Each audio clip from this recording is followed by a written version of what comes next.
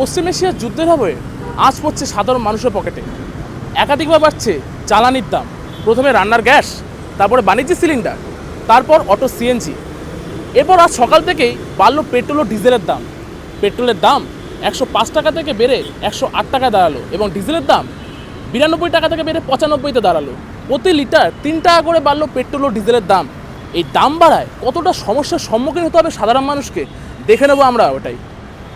গরিব মানুষ মরে যাবে, মানে তেলের দাম বাড়লো, তখন সবজি, শাক, ডাল, চাওয়াল সবই কিছু বেড়ে যাবে।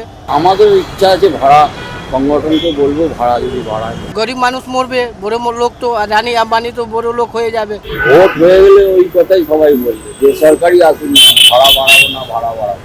ভাড়া বাড়ানো সামঞ্জস্য রাখা উচিত, তাহলে সবাই চলতে পারে।